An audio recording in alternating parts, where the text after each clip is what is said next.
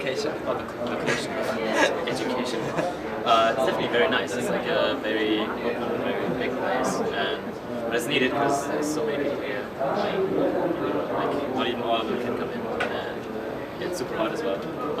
But the location is definitely very nice. Okay, how do you feel playing in front of such a huge crowd here? Well, we've done it before, so it's not really special as such, but the fans seem to be relatively active. It's always nice to have. Okay, how do you feel about the tournament if you see it in comparison to other tournaments, which important stuff it have for you? It's definitely very important because it leads up to the European finals, so we kind of have to maintain our high standings in the circuit points right now, because we could potentially lose second place in the circuit standings for this tournament. So we kind of depend on doing well, or doing better than some other teams at least. Okay, what about the prize money? Is that any important for you? Well, it's always an addition. Like I won't say no to this prize money. It's actually quite high, so yeah, definitely also an incentive.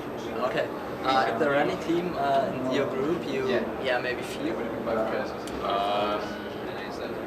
We don't know much about either ELL or Solvor, but I think we can beat them. From what I've heard, it's possible. And then there's obviously N5. We're not really scared of them, it's just we expect it to be the last match. Okay, so you won against N5 in the final something. Do you think you can beat them again? I'm pretty sure we have a fair chance of beating them right now. Yeah. Okay, what do you think about SK Gaming after these many changes in the last months? Do you think they have a chance to compete with you on SK5?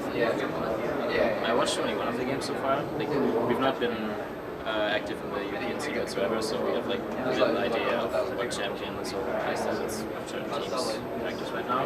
From what I've seen right here, they seem to have like some coordination issues, but mostly it's still pretty strong. Okay.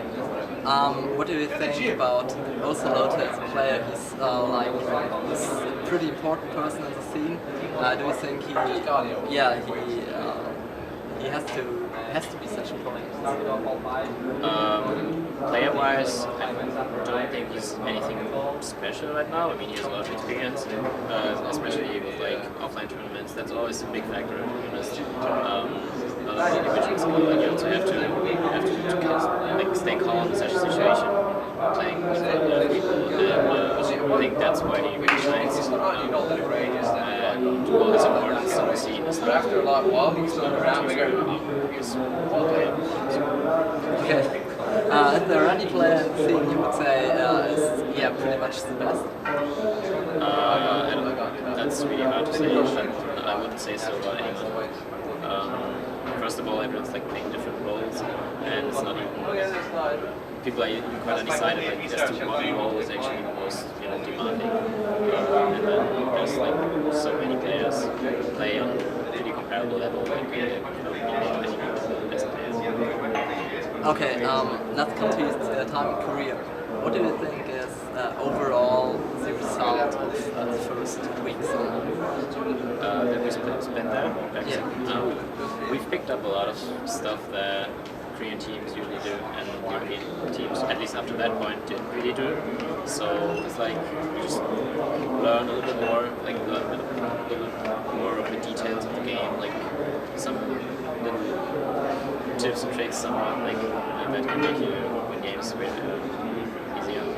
And but as a whole, I don't think Korean teams are that much better than anyone else. It's just a little bit. This playstyle is a bit different. They have they play like different tactics on a more regular basis than you would see that in Europe. Yeah, we definitely learn well. Okay. What about living in a team house? Is it something you like, or would you say it's more comfortable to live on your own? Well, it's more comfortable to live on your own, yeah, but that's not what it's about.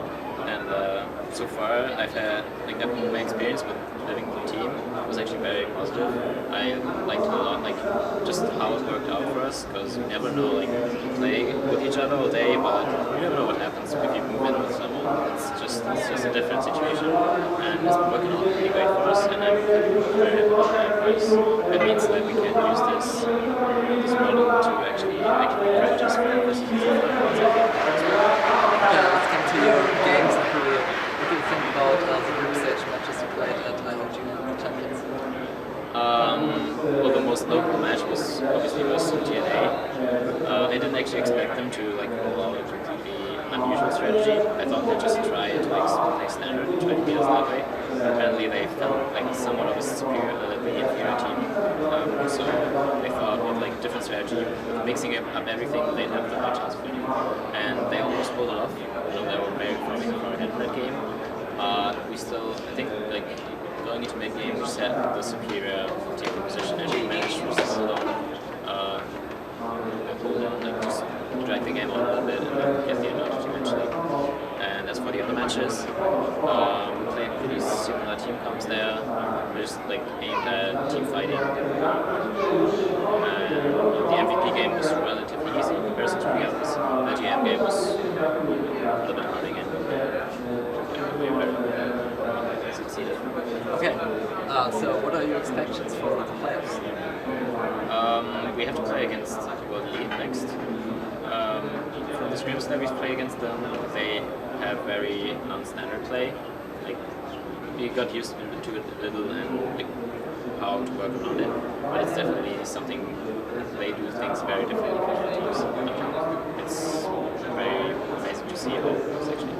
So I expect at least a really interesting rest of the series there, and I think we can do.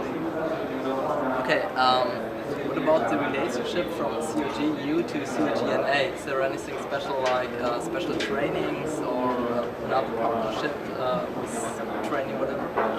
We did scrim once in a while, even before state matches, but we didn't really want to do it too much. We just don't want to train with your direct contenders because they could see what you commonly do. They could then exploit your mistakes that they might have picked up when you play the tournament. So we hesitate to play them too much. Now, however, as we will face them again in the near future, we're actively practicing against them with them. We're exchanging information with your teams and stuff. So yeah, it's active partnership.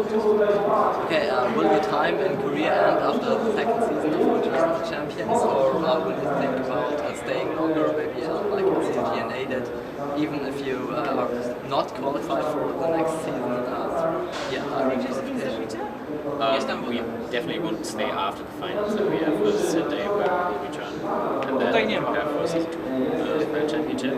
But no matter how the quarterfinals go or the semifinals or wherever we get, we will always stay until the very end of the year Okay, so the last question about the balance of Legends. Is there anything you would say just pretty OP or any champion which is the weakest? I have a couple, there's a couple things that I think need slight tweaking. In terms of underpowered or overpowered, I think there's more things that are a little bit underpowered, and then there's very few things that I think are a little bit over the top, but not much. So overall, I think Riot has really done a great job over the course of patches to balance things out, and it just makes picking actually interesting, where it's not competing about the same things all things. It's just banning certain picks against certain players and stuff like that. That's something's very interesting. So I think balance from the standpoint of the games.